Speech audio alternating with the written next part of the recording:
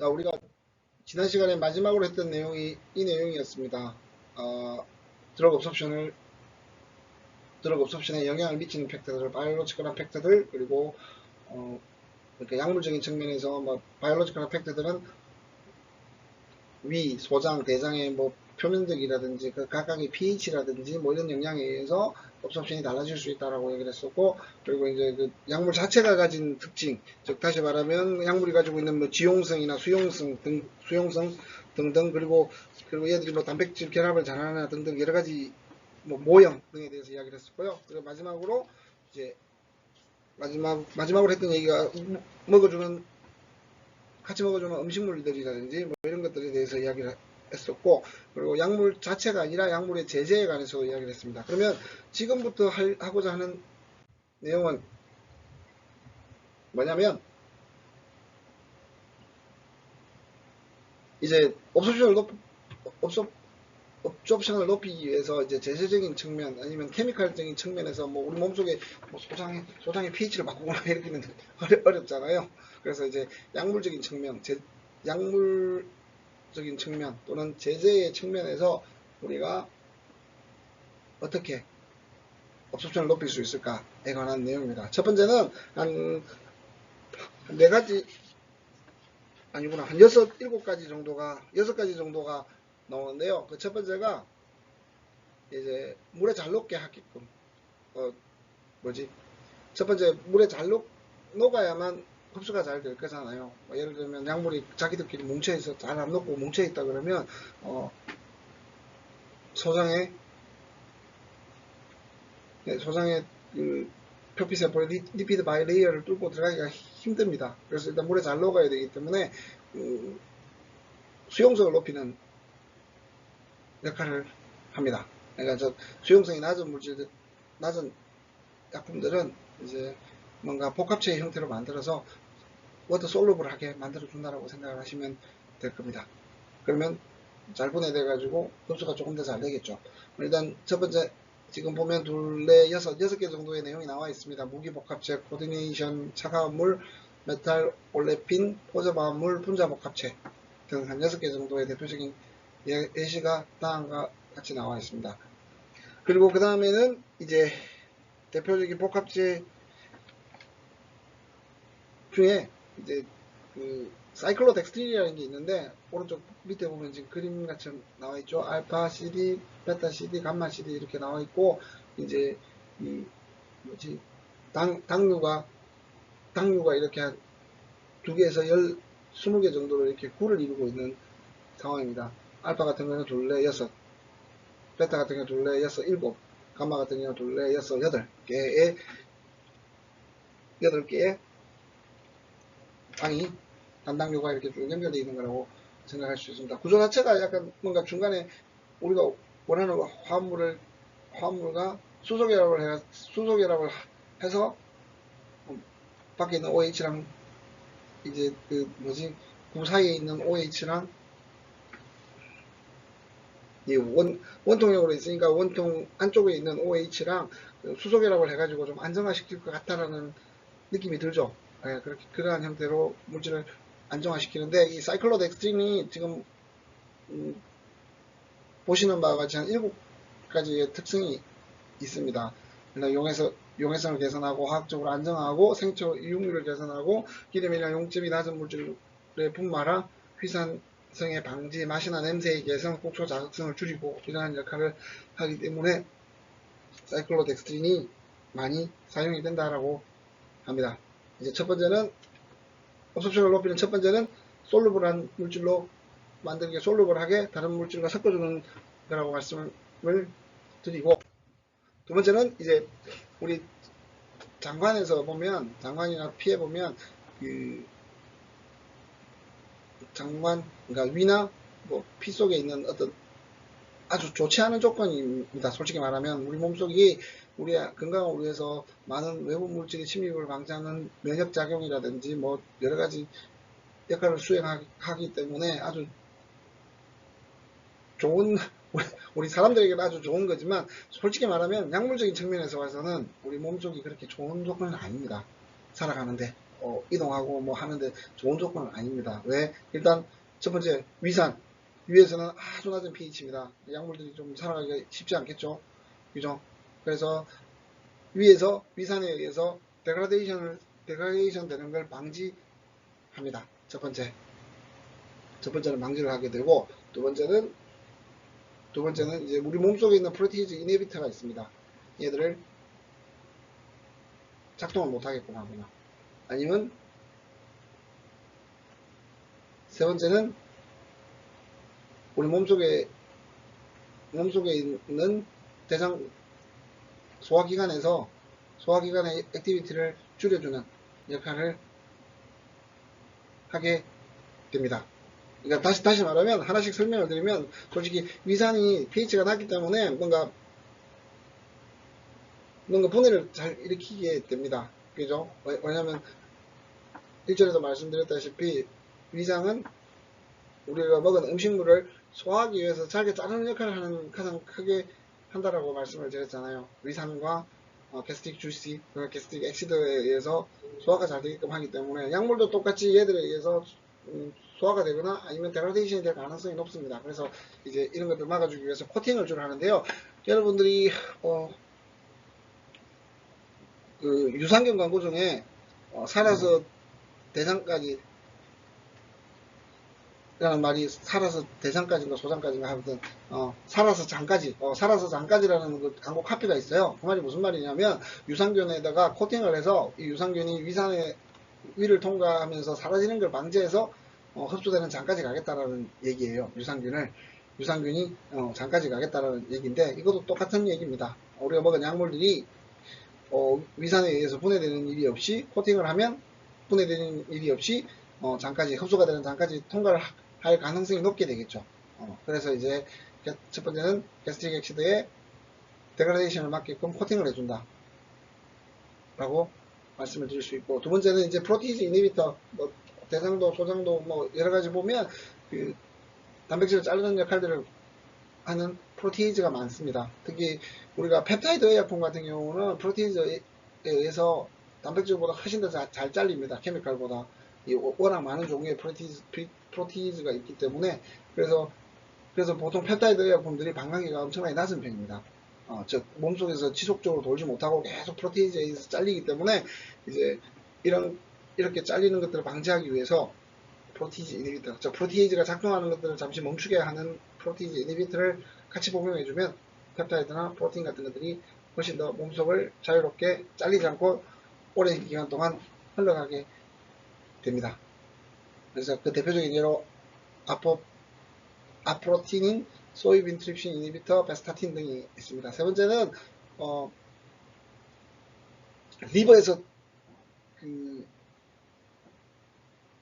리버에서 대사가 일어납니다. 즉 간에서 대사가 주로 일어나는데 대충 대략적으로 봤을 때 뭐 각각의 약물마다 다르고 뭐마다 다르지만, 간으로 어떤 특정한 약물이 들어가게 되면 한 70%는 소화가 돼버리고 메타볼리즘이 일어나고 나머지 30%만 다시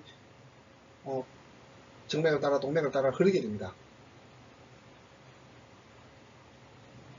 그래서 이 리버를 들어가는 것 자체가 약물의 방광기, 약물의 흡수나 이런 것들과는 약물의 흡수에는 좀 안 좋은 영향을 미치게 되겠죠. 그래서 이제 이런 간에서의 역할을 막아주는, 간에서의 메타볼리즘이 적게 되게끔 하는 방식이 있습니다. 지금 책에서는 그 대표적인 예시가 안 나오긴 했는데요. 그러니까 대표적인 예시로 제가 개인적으로 알고 있는 대표적인 예시가 어떤 거냐면, 우리 단백질 의약품들을 만들면 보통 단백질 의약품 끝에다가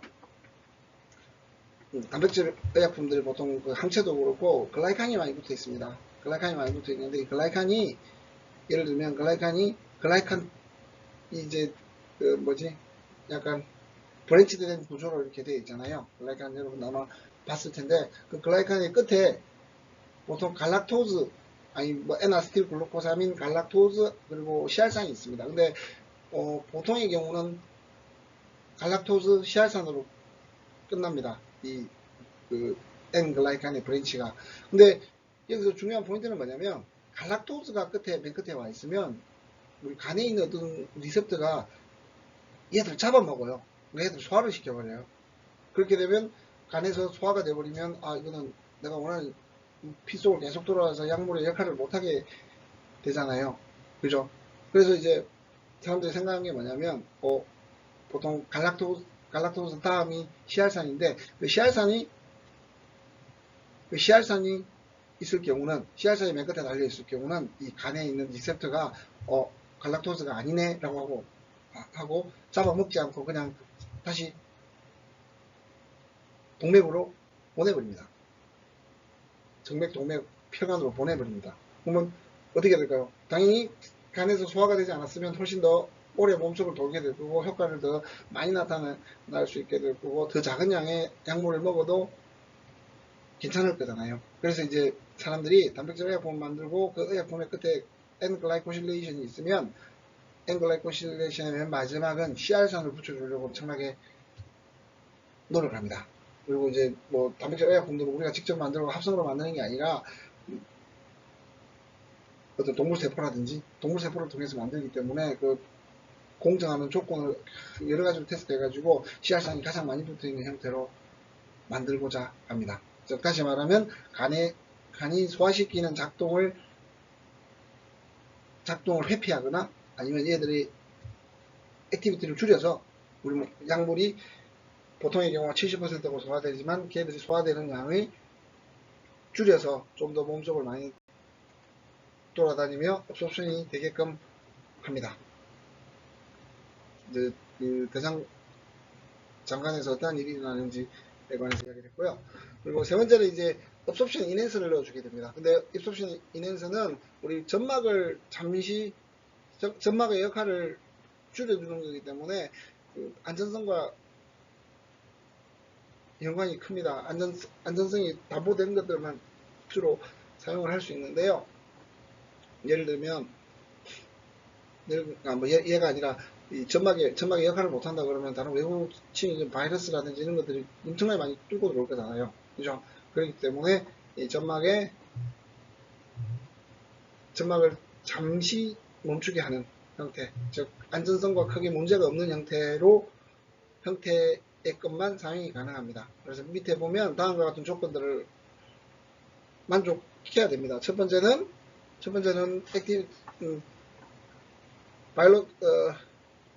약물학적으로 효과가 없고 그리고 독성이나 자극성이 없어야 됩니다. 그리고 신속히 신속하게 효과를 나타내고 그리고 적당한 시간 동안 효과를 지속해야 되고 그리고 가역적으로 작용해야 됩니다. 그리고 이제 약물과 같이 쓸 수 있다. 즉 다시 말해서 약물과 같이 넣었는데 약물과 같이 반응을 일으켜가지고 다른 물질이 되거나 이러면 곤란하겠죠. 그죠? 그래서 약물과 같이 투여해도 크게 문제가 없는 화학 반응이 일어나지 않는 것들이 되어야 되고요. 그리고 대상 약물의 그러니까 타겟 드럭만 트랜스미션 즉 업소션이 높아지게끔 하는 뭐 다른 것까지 다 업소션이 잘 되게끔 해버리면 이거는 우리가 원하는 효과가 아니잖아요. 어떤 일이 일어날지 모르기 때문에 선택적으로 내가 원하는 약물만 흡수가 증진되게끔 하는 것들을 인핸서로 사용할 수가 있습니다. 대표적으로 서펙턴트나 EDTA, 소디움 카프레이트 등이 있습니다. 얘들 같이 섞어서 먹어주게 되면 흡수가 잘 된다는 얘기죠. 네 번째는 리포솔루볼, 즉 지용성을 높여주는 프로드럭인데 여기서 이제 우리가 알아야 될 게 프로드럭이라는 얘기입니다. 프로드럭은 뭐냐면 내가 먹어주는 약과 원래 몸속에 들어가서 작동하는 약이 다릅니다. 즉 다시 말해서 내가 먹어주는 약을 먹었는데 뭐 예를 들면 아까 뭐했던 프로티에이즈에서 잘리게 되면 잘린 형태가 약으로 작용하고 아니면 뭔가 간에서 약간의 뭐 이런저런 반응들이 있을 수 있잖아요.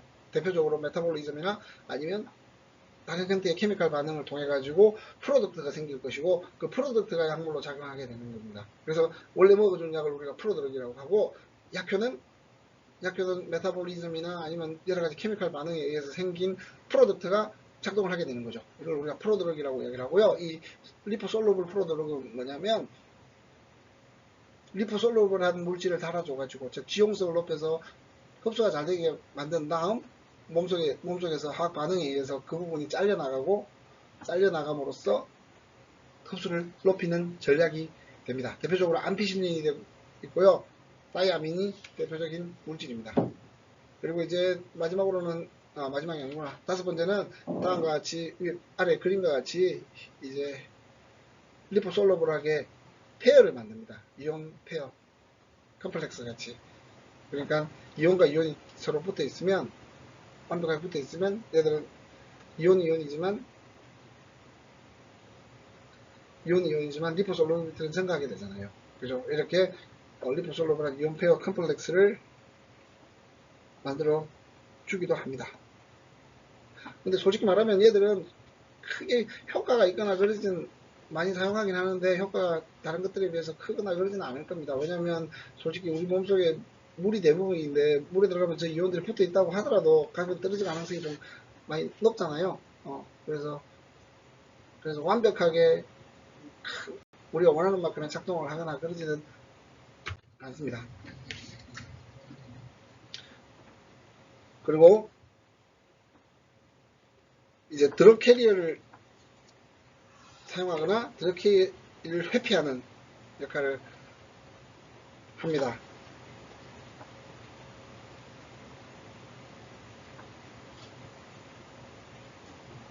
이제 첫 번째는 이제 캐리어를 이용하는 방법인데요. 수용성이 매우 높은데 소화관에서 잘 흡수되는 약물들이 있습니다. 왜냐하면 리피드 바이레이어 같은 경우는 지용성이 높아야 잘 뚫고 들어가는데 수용성이 높음에도 불구하고 대략적으로 사이즈가 작은 애들이겠죠. 수용성이 높음에도 불구하고 흡수가 잘 되는 것들, 이런 것들을 사용하고요. 그리고 회피는 P글라이코프로틴 또는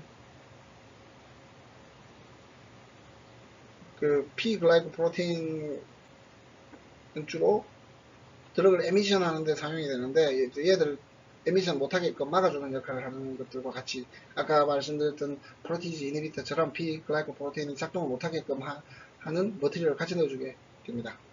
그래서 다시 말하면 위의 것들은 이제 단백질들이 작동을 하게끔 하는 형태로 약물을 만들어주는 거고요. 밑에 같은 경우는 이제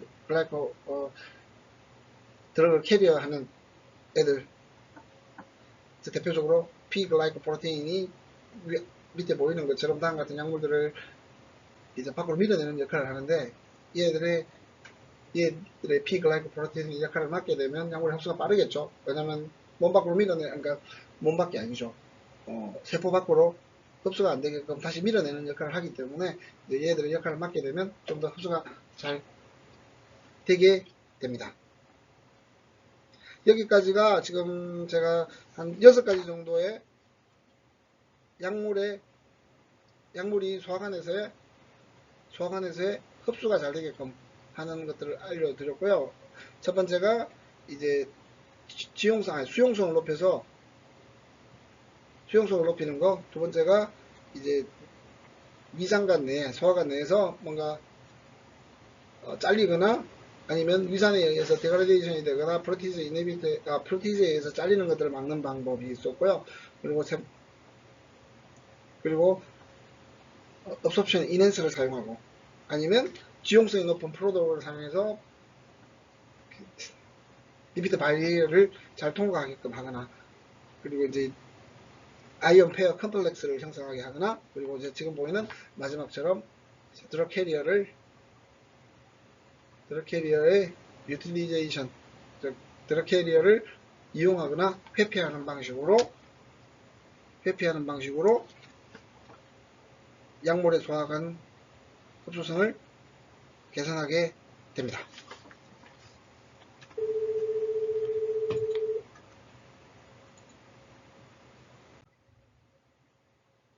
자, 이제부터는 이제 지금까지 제가 주로 그 경구 흡수, 우리가 알약 같은 것들을 먹으면 몸속으로 들어가는 것들에 대해서 이야기를 했잖아요. 몸속으로 들어가서, 몸속이라는 말이 이제 입에서 물과 함께 먹으면 식도를 타고 위, 소장, 내장 통해서 뭐 그때까지 흡수가 안 되면 밖으로 빠지는, 아니면 흡수가 되면 모세혈관을 타고 간으로, 피를 타고 간으로, 그리고 심장으로 갔다가 쭉 다른 곳으로 이동하게 되는 형태의 이동하는 형태의 약물에 대해서만 쭉 설명을 했습니다. 그래서 이제 소장에서 흡수가 많이 되고, 그리고 뭐 약물의 흡수에 영향을 미치는 것들에 대해서 이야기를 했는데요. 지금부터는 이제 그 외에 흡수하는 것들에 대해서 설명을 하도록 하겠습니다. 일단 기본적으로 이제 경구 흡수를 하게 되면 오랄 어드미니스트레이션이 있게 되면, 그리고 게스트릭 액션도 위산에 의해서 데그라데이션이 일어나게 되고, 옵소션이 낮은 편이고, 그리고 리버 즉 간에서 메타볼리즘이 일어나서 리무브가 생깁니다. 그러니까 사라지게 되죠. 그죠? 그래서 아마 여러분들이 우리가 약물을 먹을 때 보면 보통 필요한 양보다 훨씬 더 많이 먹어요.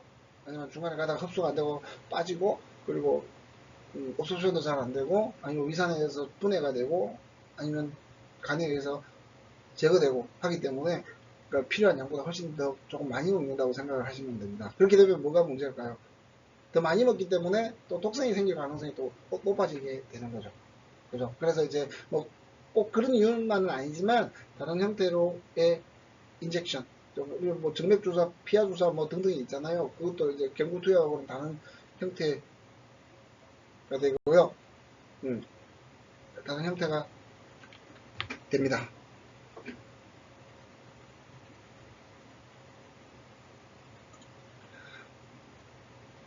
보통 이제 우리가 인젝터블, 즉 정맥주사라든지 피하주사를 하는 것들은 방광계가 조금 낮은 편입니다. 그래서 이제 다른 형태로 다른 형태의 점막 같은 것들, 점막 같은 것들을 통해 가지고 흡수를 많이 하게 됩니다.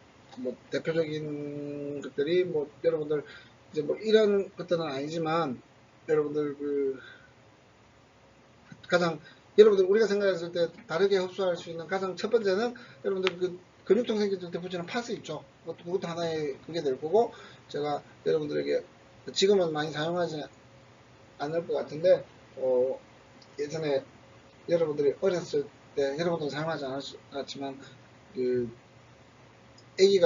아기가 열이 나면 예전에는 이제 좌약 형태로 넣어주고도 했습니다. 뭐 그런 형태가 있을 거고, 여러분들도 입속에다 이렇게 붙이거나 하는 것들도 있죠. 그죠?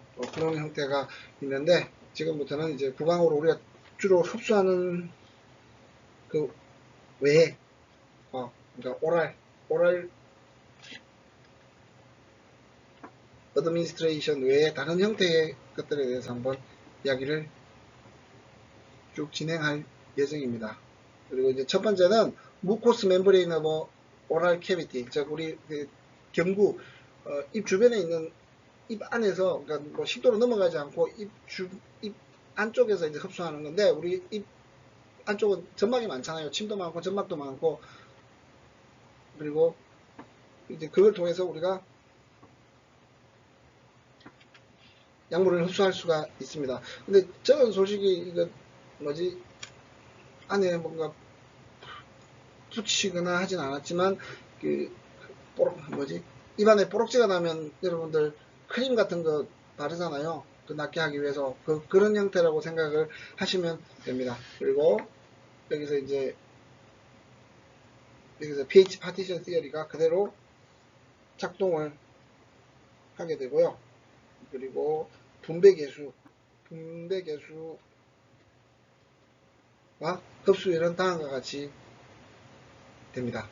즉 다시 말하면 분배계수가 높으면 흡수율도 더 높아진다. 뭐 물론 아래쪽은 로그 값이고, X축은 로그 값이고, 오른쪽은, 그러니까 Y축은 퍼센테이지만, 그래도 대략적으로 로그와 흡수율의 관계는, 즉 로그 분배계수와 흡수율의 관계는 대략적으로 이 직선으로 나타나진다라고 말씀을 드릴 수가 있습니다. 그러면 이건 무슨 말일까요? 다시 말하면 해틴에 훨씬 잘 녹는 애들이 흡수율도 더 좋다라는 얘기겠죠. 그 얘기를 구강으로 흡수할 때 하고 있습니다. 자, 다음은 이제 우리가 오른쪽 그림을 보면 입의 구조에 대해서 쭉 나타나 있습니다. 구조에 대해서 나타나 있고 입안에서 어떻게 우리가 흡수를 하는지에 대해서 이야기를 하는 것이고요. 그리고 이제 오랄 같은 경우는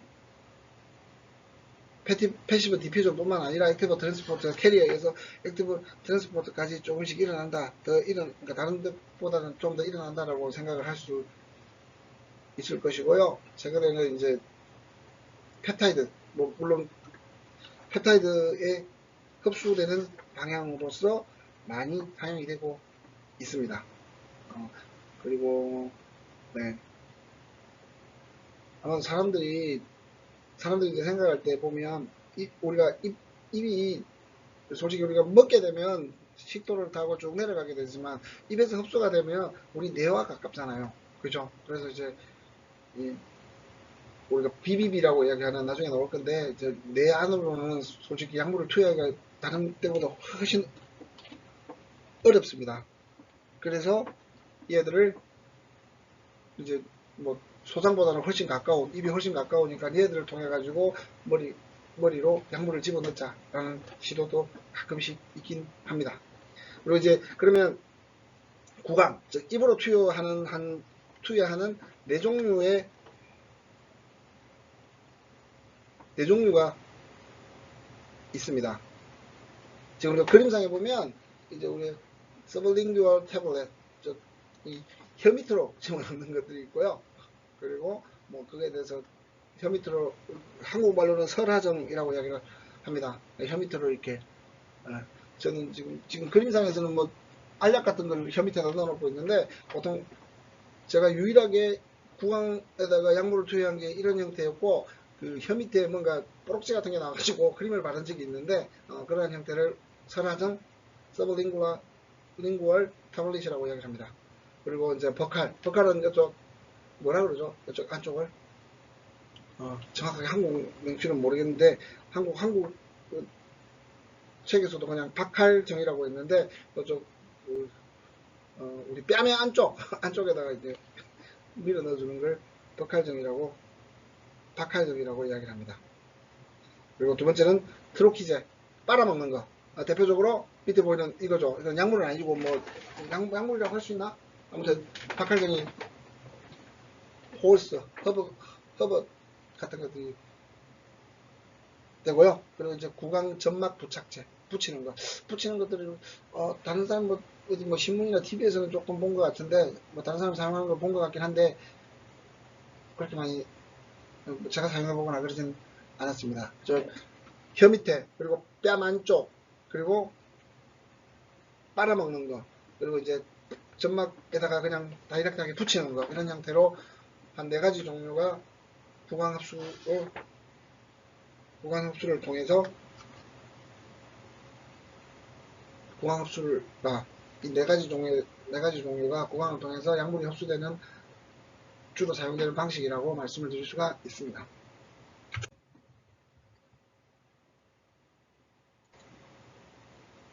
다음은 이제 직장을 통해서는 좌약에 관한 내용입니다. 우리가 아마 요새는 그렇게 많이 사용하지 않는데 제가 아주 어렸을 때는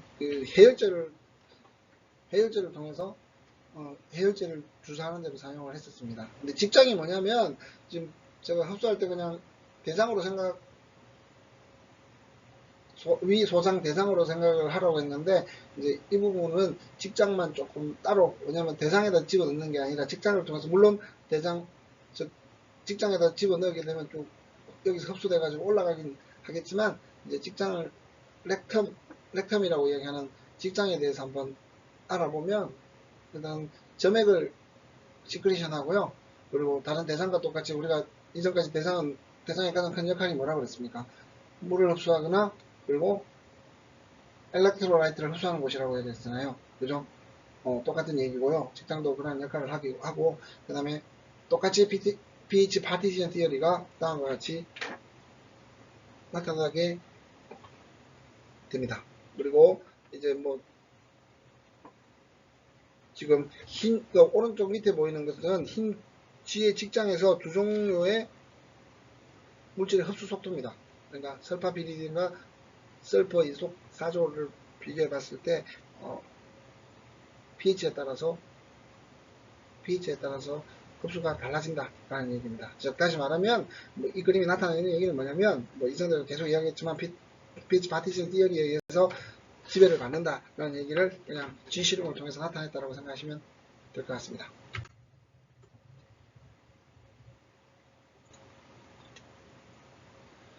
자, 그러면 이제 직장과 즉 대상으로, 그러니까 직장으로 자약이니까 직장으로 대표하는 대상과 소장의 차이는 뭔가? 일단 뭐 파티션 코에피션트에 디펜던트 하고요. 그리고 마지막으로는 이제 무코스 멤브레인, 즉 소장 같은 경우는 무코스 멤브레인이 아니라 돌기로 된 표면적이 넓지만 직장 같은 경우는 대상 같은 경우는 이제 점막들이 많아가지고 옵소션이 조금씩 달라지게 됩니다. 그거에 의해서 뭐 솔직히 말하면 약물이 소장에서 흡수되고 대상에서는 물과 뭐 엘렉트로라이트들이 흡수가 된다 라는 것들이 나는 거겠죠. 그리고 오른쪽 그림을 보면 결장에서는 조금 전에 우리가 그 구강에서 흡수할 때는 뭐 분배 계수와 흡수율이 일직선처럼 이런 형태로 쭉 나왔었잖아요. 지금도 결장에서는 그와 같이 똑같은데 소장에서는 이제 pH에 따라서 또 약간씩 달라지는 형태입니다. 대표적으로 이제 옥탄 올로를 가지고 실험을 해봤을 때 소장에서는 이렇게 달라지지만 결장에서는 그 물질 그러니까 가지고 있는 pH가 분배 계수가 크게 분배 계수 다시 분배 계수와 흡수 속도는 일정하게 비례하는데 소장 같은 경우는 조금 다른 형태로 된다라고 그러니까 실험을 통해서 확인이 됐습니다. 이런 것들이 이제 대상과 소장의 차이가 되겠죠. 그리고 이제 스포지토리 세 번째는 스포지토리 포뮬레이션 즉 자재에 관한 내용인데요. 소장과 다르게 액티브한 트랜스포터나 파실리테이티드 디퓨전이 일어난다는 뭐 일어날 것 같긴 한데 일어난다는 보고는 아직까지 없다라고 이야기를 합니다. 그리고 뭐 포뮬레이션이 아주 중요하게 되겠죠. 왜냐면 안에 무코스 멤브레인이 많기 때문에 그래서 걔들을 사용하기 위해서 PEG 400, PEG 4000, 웨코비 FS 등을 섞어서 사용을 해준다라고 말씀을 드릴 수가 있습니다. 다시 말하면 직장에서의 흡수는 뭐 우리가 생각하는 소장과 조금 다르고 그리고 점막이 있어서 분배 계수에 따라서 아니구나. 그건 내용이 다를 수도 있구나. 그러니까 점막이 있어서 소장과 많이 다르다.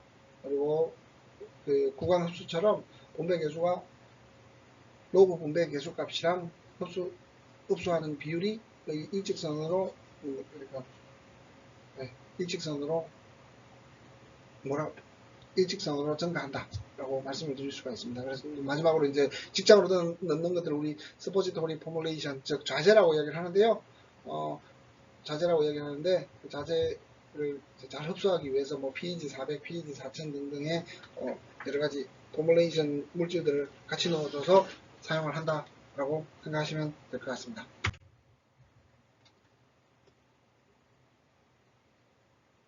다음은 이제 그 자재와 그 구강 흡수의 차이. 지금 뭐 혈장 농도를 오른쪽에 보면 혈장 농도를 보시면 어떤 게 더 훨씬 더 방광기가 기나요? 농도가 경구투여 같은 경우 농도가 낮죠. 우리가 먹는 뭐 감기약을 그럴 일은 거의 없겠지만 감기약이랑 그러니까 예를 들면 옛날에 사용했었던 해열제 같은 것들을 지금 먹는 거랑 생각을 해보면 직장으로 투여하는 게 훨씬 더 효과가 큽니다. 효과가 크고 몸속에서 혈중 농도가 아주 높은 상태로 유지가 됩니다. 경구투여보다는. 그리고 다시 말하면 이게 슬로우 앤 스테디가 되고요. 비타민 B, 부콜롬, 뭐 테트라사이클린 등등이 같이 사용되고 그리고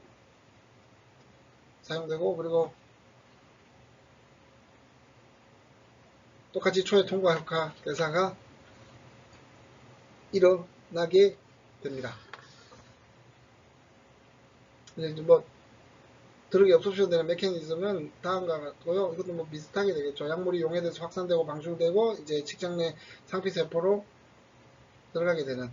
그리고 근데 이쪽에 방출될 때 중간에 뭐가 있어요? 네, 점막이 좀 많다는 거. 이게 좀 소상가의 차이가 되지 않을까 싶습니다.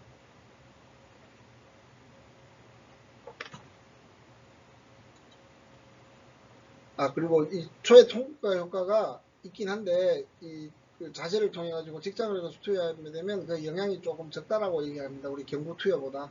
그래서 초회 통과 효과를 피하기 위해서는 경구 투여보다 이 직장을 사용하는 이유 중에 이 초회 통과 효과. 초회 통과 효과가 뭐였습니까? 결과적으로 우리의 간이 약물을 소화시켜 버려 가지고 70%를 날려버린다는 게 이제 초회 통과 효과였잖아요. 그러면 이게 줄어든다 그러면 뭐 약물마다 다르겠지만 어떤 것들은 뭐 50%가 살아서 돌아오거나 뭐 이런 일이 있을 수 있기 때문에 훨씬 더 오른쪽으로 보는 것 같이 직장으로 투여하는 게 혈중 농도가 더 높다라고 말씀을 드릴 수가 있습니다.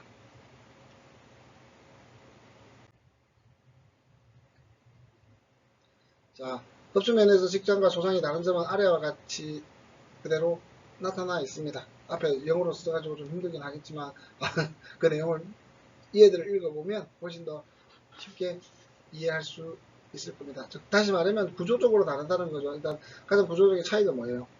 소장은 표면적이 넓고 직장은 그 무코스 멤브레인이 있다. 즉 점막이 있어서 그거에 의해서 차이가 일어나고 그 다음에 초회 통과 효과에도 차이가 있고 등등이라고 말씀을 드릴 수가 있습니다. 네. 그리고 뭐 그 외에도 여러 가지가 있겠죠. 그 내용에 대해서 이제 한 9가지로 다음과 같이 테이블라이즈 했다라고 생각하시면 됩니다. 그냥 이 9가지만 알면 왜 자재를 썼을까? 라는 경우를 이해할 수 있을 겁니다. 그리고 뭐 결과적으로는 직장으로 투여하게 되면 혈중 농도가 더 높다는 거. 경구 투여보다는 더 높다는 거. 흡수가 높아서 초회 통과가 적고 그리고 혈중 농도가 높다. 결과적으로 혈중 농도가 더 높고 오랫동안 약효가 지속될 것이다. 라고 말씀을 드릴 수가 있습니다.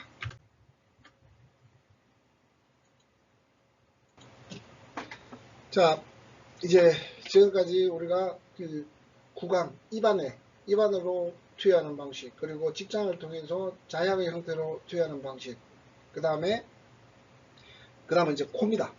코로 투여하는 방식. 여러분들 코는 주로 우리가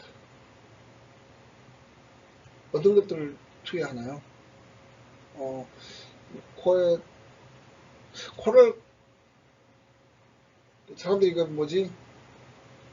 스포츠 선수들이 가끔씩 이렇게 역도 선수들이 코에다가 막 푹 집어넣고 하는 것들은 봤는데 저는 솔직히 코를 통해 가지고 크게 하는 것들은 보지는 못했습니다. 제가 한 번도 사용하지 않아서 사용해 본 적이 없어 가지고 대표적으로 코를 통해 가지고 코 흡입기 같은 거 있잖아요. 뭐 물론 약물은 아니지만 마약 같은 것들도 코로 흡입하는 것들 뭐 영화나 TV에서 좀 보긴 했는데 코를 통해서 약물을 흡입하기도 합니다. 그럼 맞다. 알러지, 비염 치료제 같은 것들은 이제 코로 다 밀어 넣게 되겠죠. 마취제도 코로 밀어 넣는다고 이야기를 합니다. 나살 무코즈는 지금 우리 그 코와 우리 그 얼굴 뼈 사이에 빈 공간이 있죠. 네, 그 빈 공간에서 생성이 되고요. 이 무코즈, 뭐 어찌 보면 콧물 같은 거죠. 콧물이 아프거나 안 아프거나 뭐 감기에 걸리거나 안 걸리거나 하루에 한 1리터 정도 생산이 된다고 이야기를 합니다. 아마 여기서 코를 풀어서 밖으로 내버리거나 아니면 뭐 입을 통해서 보관을 통해서 몸속으로 들어가게 되겠죠.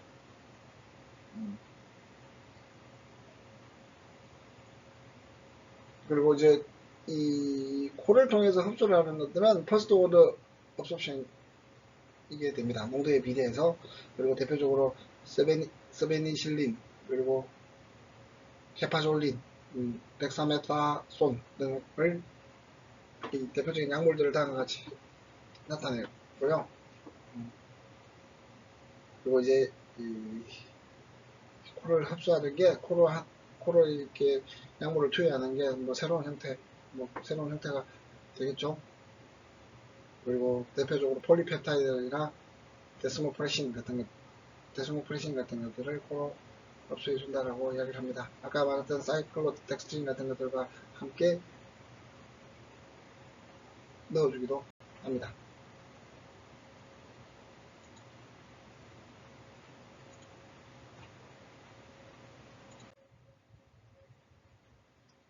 자, 그러면 이제 코의 점막을 통해서 흡수하는 것들의 특징이 뭔가? 라고 하면, 이제, 뭐, SDDF 또는 아까 사이클로덱스트린 같은 것들을 같이 넣어줘가지고, 흡수를 높입니다. 일단, STDF가 뭐냐면, 소디움 타우로 24, 25, 다이기드로 푸시데이트라는 약물입니다. 약물의 일종이고, 약물이 아니라 어떤 케미칼의 일종이고, 그 케미칼을 같이 어드주번트 형태로 같이 섞어서 흡수를 시킨다고 합니다. 그리고 이제 바이렉시드의 데리버티죠. 바이렉시드는 우리 그 간에서 생성되는 담즙이잖아요. 그 담즙 같은 것들을, 담즙 같은 것들을 데리버티브를 많이 사용한다고 합니다. 그리고 지금 타우로콜레이터 STDF의 한 종류가 지금 케미칼 그림이 아래에 있습니다. 자, 우리가 코를 통해서 흡수를 하게 되면 우리가 똑같이 여러분들 숨을 쉬게 되면 산소와 질소가 폐를 타고 쭉 내려가잖아요. 그죠? 그래서 내려가게 되고, 근데 이제 이 몸으로 퍼지게 되는데, 우리가 코를 통해 흡수하게 되면 초의 통과 효과를 피할 수 있게 됩니다. 초의 통과를 피하신다는 말은 무슨 말일까요? 대사에 의해서 사라지지 않고 몸속을 더 많이 돈다라는 얘기겠죠. 그죠? 그래서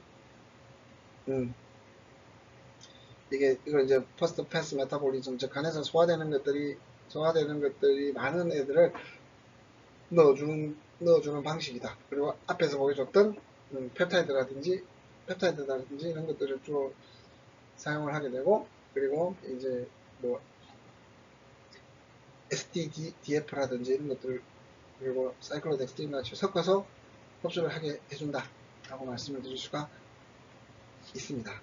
뭐 다른 그림들은 좀 퍼스트 패스 메타볼리즘에 관한 것들이고요. 뭐 다시 간단하게 이야기하면 뭐 여러 가지 내용이 있지만, 업소션에 대해서 간을 통해서 리버를 통하게 되면 분해가 많이 일어난다 라는 얘기입니다. 그리고 이때 보시면 혈중 농도가 이제 두오데눔, 즉 두오데눔, 소장의 일종인 두오데눔과 대장의 일종인가요? 잠시만요. 두오데눔 이 12지장이네요.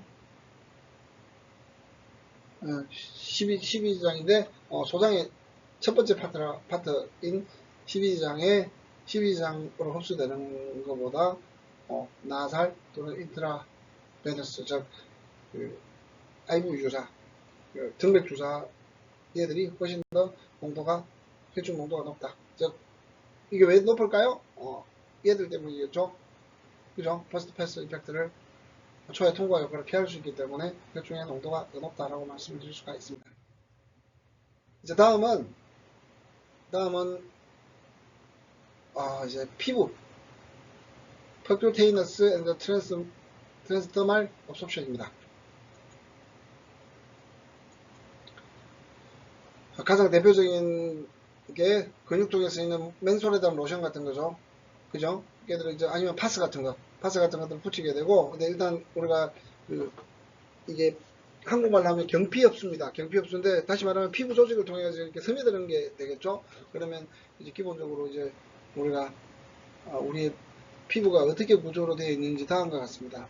처음에 표피, 에피더미스, 진피, 데미스, 그리고 서버큐티스, 피하 조직, 그리고 그 피하 조직 밑으로 근육층이 있을 거고, 그리고 여기서 이제 정맥, 동맥 등이, 정맥, 동맥 등이 있겠죠. 그러면 네. 그러니까 여러분들이 메소로졸 로션을 바르면 피부, 표피, 진피, 피하 조직을 뚫고 쭉 근육에 도달해서 근육통을 풀어주는 역할을 하게 됩니다. 그리고 이제 중간에 표피, 진피 조직은 콜라겐이 한 90% 되고, 이제 모세혈관들이 쭉 이렇게 뻗어 있다라고 생각하시면 됩니다. 정맥, 동맥. 그리고 각각의 다 pH와 물의 정도가 다 다르게 되겠죠. 바깥쪽으로 가면 갈수록 물이 좀 적을 거고, 안쪽으로 가면 갈수록 물이 더 많아집니다. 그리고 오른쪽 밑에 그림 보면 좀 더 자세하게 설명이 되어 있는데요. 저는 왼쪽에 있는 것만 대략적으로 이해해도 크게 무리가 없다고 생각이 됩니다. 지금 약물이 어떻게 흡수되는가를 알기 위해서 우리 피부 조직에 대해서 알아봤습니다. 자, 그러면 이 조직이 어떻게 되는가를 좀 더 간단하게 그리면 다음과 같습니다. 그래서 이제 그 셀들 사이로 이렇게 들어갈 수도 있게 되고요. 뭐 셀을 통과해서 들어가기도 하겠지만, 그래도 셀과 셀 사이를 이렇게 지나가는 게 훨씬 더 흡수가 좋겠죠. 왜냐면 셀 사이로 들어가는 리피드 바이레이어를 뚫고 들어갔다 뚫고 나오는 것보다는 셀과 셀 사이를 뚫고 들어가는 게 훨씬 더 빠르고 흡수율도 높을 거라고 생각을 합니다. 그리고 뭐 40개에서 70개 정도의 털이 있고요. 1cm 안에 헤어 포티클이 헤어 폴리클이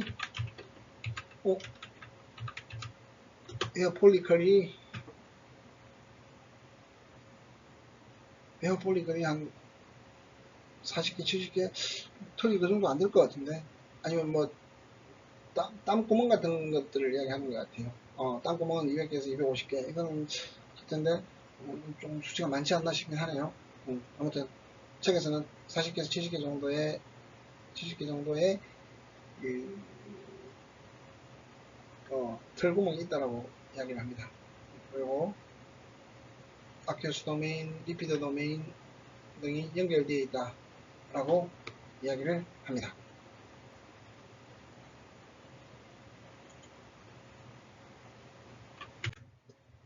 자, 그러면 이제 이 업소션을 이제 수치적으로 생각해 보면 다음과 같습니다. 지금 이 J는 아마도 그게 되겠죠? 막 투과 속도를 J라고 표시를 하게 되면 CV, 드럭 컨센트레이션이 높으면 높을수록 다 흡수가 잘 되겠죠? 디퓨전 코에피션트가 크면 클수록 파티션 코에피션트는 뭐 디퓨전 코에피션트와 비슷한 형태고, 그리고 이 표피가 두꺼우면 두꺼울수록 흡수가 잘 됩니다. 덜 됩니다. 왜냐면 통과할 거리가 더 크기 때문에. 그죠? 그 얘기고, 그냥 어찌 보면 간단하게 나타나는 거라고 이야기를 할 수가 있겠네요. 그래서 이제 우리 여기서 이제 투과계수를 P라고 이렇게 이야기를 하고, 그래서 이제 여기서 보이는, 여기 다시 말하면 농도차와 투과계수와 비례하는 게 막을 투과하는 속도라고 이야기를 합니다. 뭐 그게 자세한 조금 더 상세한 내용이고요. 위에 수식만 대략적으로 이해하고 있으면 뭐 이해할 것도 없죠. 투과 속도는 막 투과 계수 P로 표현되는 것과 농도 차이에 의해서 커지거나 작아진다. 뭐 그냥 간단하게 이해할 수 있는 내용일 것 같습니다. 보통 이제 그러면 P가 어떻게 되느냐? 워터 솔로블한 것들은 P가 대략적으로 10-8 cm/s, 그리고 리버 솔로블한 것들은 좀 더 높습니다. 10-8성에서 10-4성 정도까지 라고 이야기를 할 수가 있습니다. 그리고 뭐 흡수가 잘 되게끔 인핸싱 머티리얼을 사용하게 되고, 에탄올 등등의 어떤 물질들을 사용해서 흡수율을 높이기도 합니다. 자, 그러면 이제 인핸싱 하는 물질들은 다음과 같이 나와 있습니다. 앞에는 한두 가지만 그냥 간단하게 읽고 넘어갔었는데 뭐 유기용 매를 사용한다든지 각질적 보습 연화제, 비프로톤 용매, 유지 계면 활성제, 그리고 신규 촉진 물질, 뭐 이제 신규 촉진 물질은 1번과 4번에 복합 작용을 한다고 합니다. 근데 얘들을 사용할 때 뭐가 있어야 될까요? 독성이나 당연히 이제 피부 트러블 같은 것들을 만들지 않는 애들을 사용을 하겠죠. 그래서 뭐 어찌 보면 여기 나와 있는 물질들은 톡시시티도 없고 피부 트러블도 그렇게 만들지 않는 이미 검증된 물질들이라는 걸 알 수가 있습니다. 자, 그리고 이제 리피드 바이레이어를 퍼트베이션 하는 경우도 있습니다. 다음과 같이. 그래서 이제 흡수 촉진제 각질층에 대해서 작동을 하는데 얘들을 다음과 같이 뭔가 리피드 바이레이어를 경피에 있는 각질층, 리피드 바이레이어가 아니고 리피드 바이레이어하고 비슷한 형태입니다. 이 각질층을 이렇게 이상하게 만들어버리면 흡수가 더 잘 되겠죠. 그죠? 그래서 다시 말하면 이 어떤 물질들이 리피드 바이레이어를 흔들어서 구조를 달리하게 해서 흡수를 촉진시키기도 합니다. 다음은 이제 뭐 이 기기를 이용하는 건데요. 지금 보시면 다음과 같은 기기가 뭐냐면 레이저 같은 것들로 사용해가지고 아니면 전기를 사용해가지고 좀 흡수가 더 잘 되게끔 만약에 드러기 플러스 차지라고 그러면 이쪽에다가 하게 되면 이렇게 흘러가도 가겠죠. 그러면 흡수가 더 잘 된다는 내용입니다. 아니면 약간 구멍을 뚫는다든지 아주 마이크로 니들처럼 구멍을 뚫어가지고 밀어 넣어준다든지 이런 것들이 많이 사용이 되고 있는데 솔직히 저는 한 번도 사용을 안 해본 것 같아요. 너무 흡수가 어려운 분들한테 사용을 하긴 하겠지만 뭐 전기를 이용한다든지 구멍을 뚫는다든지 이런 것들을 사용하기도 합니다. 자, 이제 지금 여기서 이제 마이크로 니들에 대해서 좀 더 이야기를 한 거고요. 여러 가지 종류의 여러 가지 종류가 아니라 어떤 형태로 되느냐를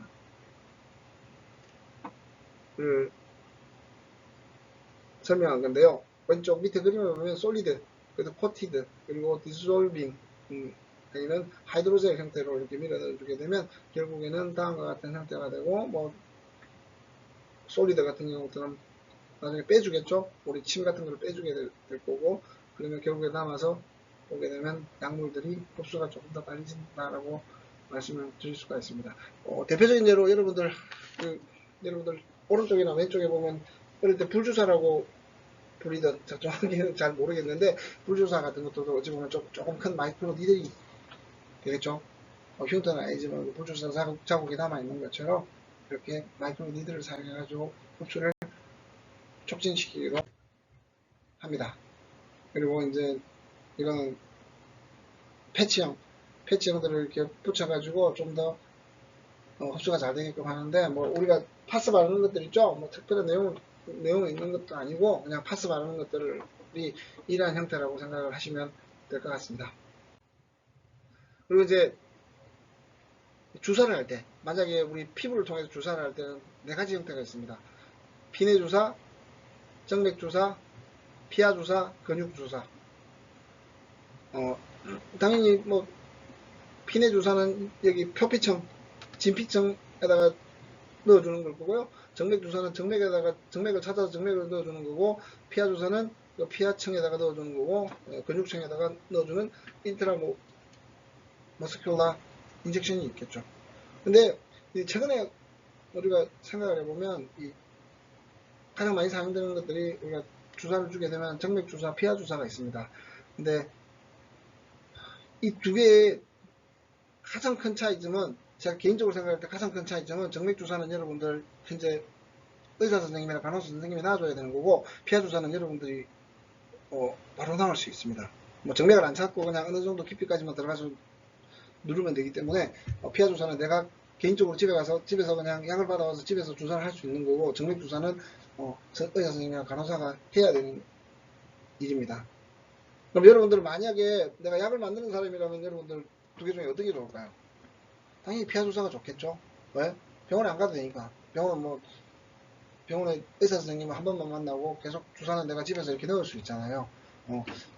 지금 여러분들이 그 셀트리온이라는 회사, 아니구나, 잠시만. 셀트리온이 아니고, 알테오젠이라는 회사가 지금 이 피하 주사를 맞을 수 있게 하는 어떤 제형 물질들을 만들어 가지고 지금 머크사라든지 엄청나게 많은 글로벌 대기업들에게 판매를 하고 있고, 제가 여러분들에게 이야기했을지 모르겠지만 지금 현재 항체약품 중에 가장 많이 팔리는 게 키트루다라고 얘기했잖아요. 그래서 최근에 어떻게 진행되는지 모르겠지만 그 키트루다가 이 알테오젠의 피하 주사용 제형 물질 특허를 받아서 지금 임상 시험을 2상까지 통과했는지 3상까지 통과했는지 제가 정확하게 기억은 못하겠지만 지금 순조롭게 진행이 되고 있다라고 이야기합니다. 즉 다시 말하면 지금까지는 키트루다를 만약에 맞게 된다 그러면 병원에 무조건 가서 의사 선생님이랑 간호사가 놔줘야 되는데 지금은 환자들이 집에서 그냥 받아와서 놓을 수 있다는 얘기죠. 물론 뭐 맞는 시간 텀은 의사 선생님이 알려주겠지만 뭐 며칠날 언제 이렇게 맞으세요라고 얘기를 하면 본인이 집에서 엉덩이나 아니면 팔뚝에다 놔도 무방한 상황이 될 겁니다.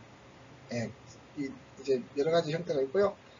한 4가지 정도의 피부에다 주사하는 방식이 있고 이 중에 이제 정맥 주사와 피하 주사가 가장 많이 사용이 되고 있다라고 말씀을 드릴 수가 있습니다. 그 세부적으로 제가 하나 예시를 들어서 설명을 드렸습니다. 자, 뭐 여기서 특징이 나오죠? 특징이 나오는데 이제 뭐 피내 주사는 가장 빠른 방법이고 그리고 사이드 이펙트가 많은 편입니다. 그리고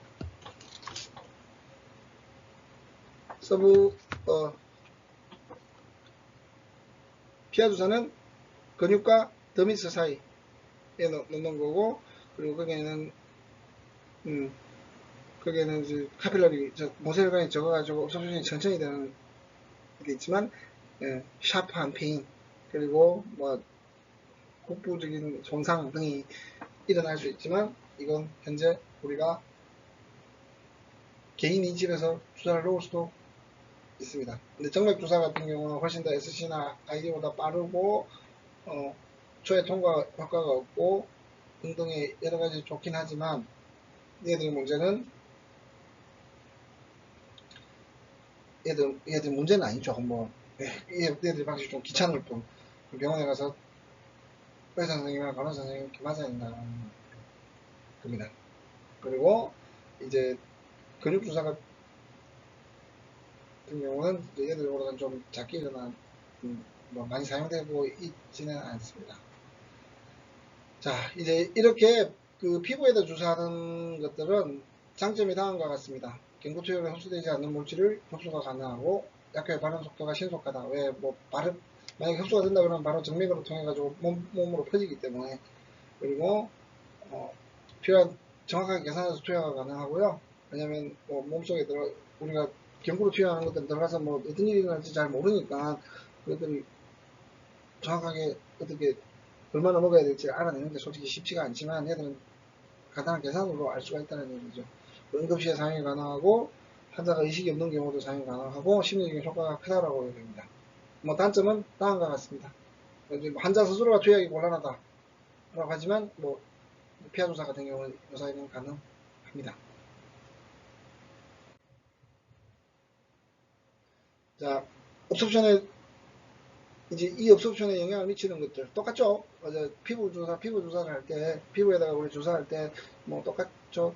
인젝션은 뭐 어떤 솔벤트를 쓰나 pH, 뭐 오스모틱 프레셔 그리고 약물이 가지고 있는 파티션 코에피션트 MW 그리고 뭐 바디 상에서는 여러 가지 형태의 다음과 같은 것들이 옵션에 영향을 주게 되겠죠.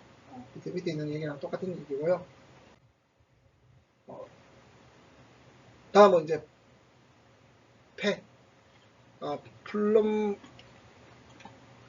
플루마나리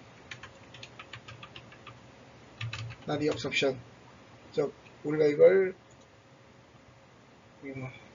폐를 통해서 흡수하는 것들을 이야기를 합니다. 그러니까 폐를 흡수할 때 뭐 천식이나 뭐 이런 것들을 할 때 네블라이저라고 얘기를 하죠. 네블라이저를 통해서 이렇게 뭐지?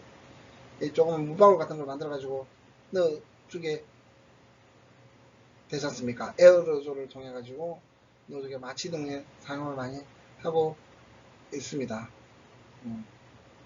우리가 폐에 에피데리얼 셀과 그리고 점막에 호흡기 점막에 주로 호흡기 점막 등에 흡수가 되고요. 그리고 이제 뭐 패시브 디퓨전, 노 퍼스트 패스 이펙트, 초의 통과 효과가 없고 비슷하게 이제 리포솔루블 한 물질을 프리퍼하고 그리고 수용성이 높다고 하더라도 다른 데에 비해서는 흡수가 좀 잘 되는 편입니다. 그리고 사람들이 이제 폐에 대해서 또 이렇게 이야기를 해놨습니다.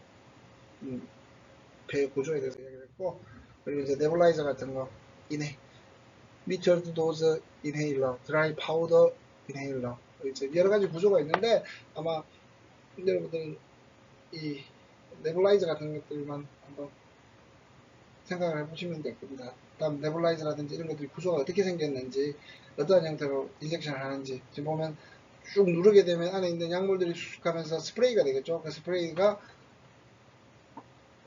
코를 타고 폐로 들어가게 되겠죠. 이제 그 다음에 안구는 다음과 같습니다. 우리는 솔직히 안구라고 하면 그냥 안약을 넣어주는 뭐지? 눈에 눈에 수분이 조금씩 줄여가지고 마르면 넣어주는 안약 정도가 거의 대부분이고요. 그래서 그 설명을 위해서 이제 다음과 같이 하는데, 다음과 같이 이제 오른쪽에 보면 눈이 어떻게 생겼는지 다음과 같이 나오게 되고요. 그리고 이제 눈에 넣어줄 때는 다음과 같은 이노포와 리포솜 같은 것들을 이용해가지고 안에 원하는 물질을 넣어주고 눈에다가 주사 또는 안약 형태로 떨어뜨리게 됩니다. 뭐 비슷한 내용입니다. 비슷한 내용이고요. 눈의 점막에서 흡수가 되고 이 눈을 타고 따라서 눈 전체로 흘러가게 되겠죠. 근데 모르겠습니다. 저는 눈을 통해 가지고 약물을 주입하는 경우는 솔직히 많이 있지는 않고, 그러니까 이렇게 흡수돼 가지고 들어가는 것보다 그냥 이 눈 안에서의 뭔가 병이 있을 때 그 안에서 처리하기 위해서 이러한 형태를 많이 사용한다 라고 생각하시면 될 것 같습니다. 오클라 옵션이고요. 자, 여기까지가 오늘 내용이었습니다. 그러면 지금 오늘 수업한 내용, 첫 번째 시간 수업한 내용은 여기서 마치도록 하겠습니다.